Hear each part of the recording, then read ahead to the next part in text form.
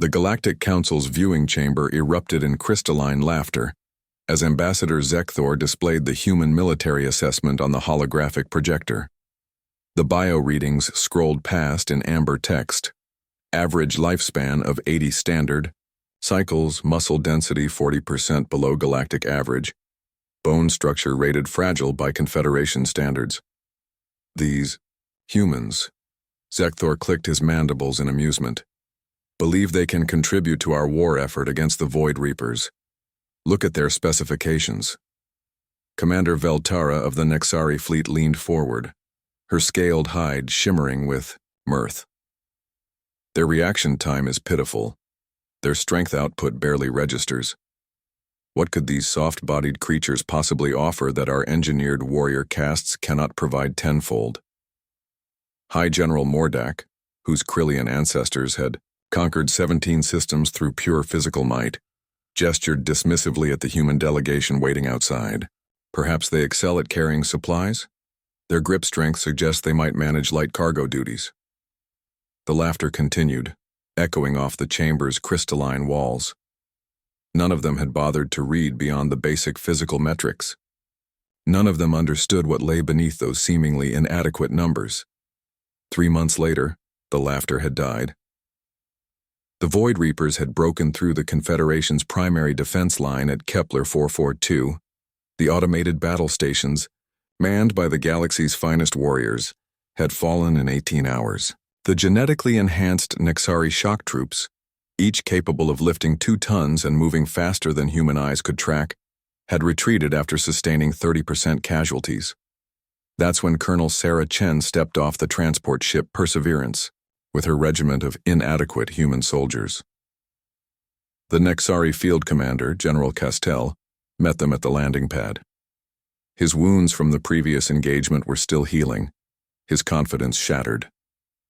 Colonel, with respect, my enhanced warriors couldn't hold the line. These Reapers, and they don't stop, they don't retreat.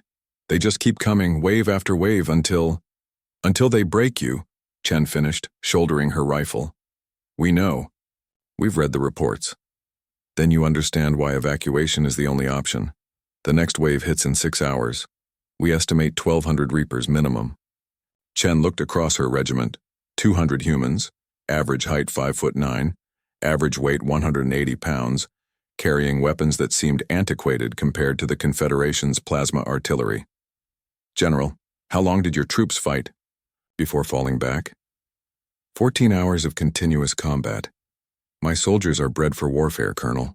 When they reach their limits, they have limits, Chen said quietly. That's the difference. The human position was a crater-scarred valley between 2 ridgelines, previously held by 3,000 Nexari warriors. Chen's 200 spread out along defensive positions that looked impossibly thin. The Confederation officers watching from the command ship above expected to witness a massacre. The first wave of Void Reapers crested the eastern ridge at 300 hours. They moved like liquid shadow, their biomechanical forms designed for killing, their weapons capable of punching through Nexari battle armor like paper. They had broken the back of galactic civilization's finest warriors. The humans opened fire. For the first hour it seemed almost routine. Human marksmanship was precise, their tactics sound, but the Reapers kept coming. The line held, but barely. By hour 3, ammunition was running low. Private Rodriguez had taken shrapnel in his shoulder but kept firing. Sergeant Martinez was working his rifle with a broken wrist. The Confederation observers noted growing concern. Surely the humans would call for extraction soon. Hour 6 brought the second wave. The Reapers had adapted, moving differently, attacking from multiple vectors. The human line bent. 3 soldiers went down, then 5. The gaps should have been fatal. But the humans didn't break. Hour 9 saw temperatures rise as the valley became a furnace from energy weapon discharge and burning debris. The Nexari, environmental suits would have triggered emergency evacuation protocols. The humans stripped off their outer gear and kept fighting.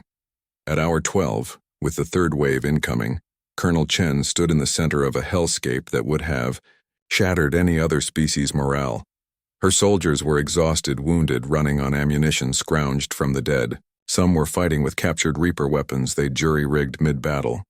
They should have been broken. They should have fled. Instead, they smiled. "Rodriguez," Chen called to the private who'd been wounded 9 hours earlier. "How's that? Shoulder?" "Still attached, ma'am," he replied, reloading his rifle with his good arm. "Good enough to keep shooting." Martinez, his broken wrist now splinted with metal torn from a destroyed Reaper, called out coordinates for artillery support. His voice was steady, professional. He'd been fighting for 12 straight hours and sounded like he was just getting started. The Confederation command channel had gone silent. General Castell stared at his readouts, trying to understand what he was seeing. The humans' biosigns showed extreme fatigue, multiple injuries, stress levels that should have caused psychological breakdown. Yet their combat effectiveness hadn't diminished. Hour 15 brought revelation. The fourth Reaper wave was the largest yet, nearly 2,000 of the creatures pouring over both ridgelines simultaneously. It was a killing blow designed to overwhelm through sheer numbers. The humans didn't just hold the line, they advanced. Colonel Chen led the charge up the eastern slope, her soldiers moving through plasma fire and toxic smoke that would have killed most species outright. They weren't faster than the Nixari. They weren't stronger than the Krillians. But they were something the galaxy had never seen before. They were relentless. When Private Chen, no relation to the colonel, ran out of ammunition, he used his rifle as a club. When the club broke, he used his fists. When a Reaper's claws opened his throat, he held the creature in place long enough for his squad mate to make the kill shot. When Sergeant Kim's legs were shattered by an energy blast, she propped herself against a boulder and provided covering fire until her weapon overheated and fused to her hands. When the ammunition ran out entirely, they used rocks, debris, their bare hands, anything to keep fighting. The Reapers, designed to break enemy morale through sustained pressure, encountered something they had no programming for. A species that simply refused to be broken. Hour 18. The valley floor was littered with Reaper corpses. Of Chen's original 200 soldiers, 43 were still combat effective. Another 60 were wounded but still fighting. The rest were dead. The fifth wave never came. The surviving Reapers, for the first time in recorded history, retreated. In the command ship above, the Galactic Council sat in stunned silence. The bio readings they'd mocked 3 months earlier finally made sense. The humans weren't physically superior. They were something far more dangerous. They were psychologically indestructible.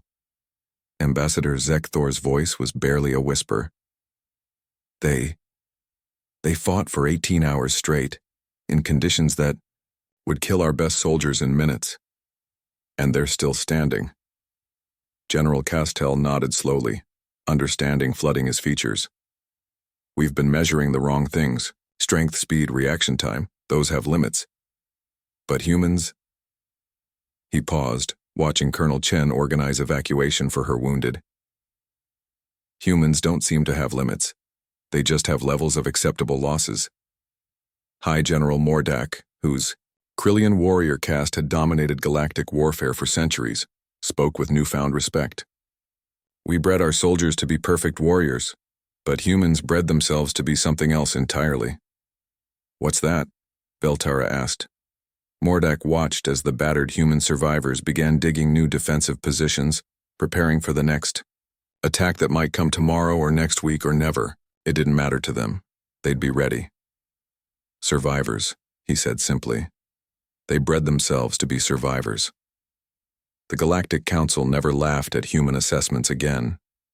And when the war against the Void Reapers finally ended, it was human, soldiers who walked through the enemy's final stronghold, not because they were the strongest or the fastest, but because they were the only ones who simply refused to stop.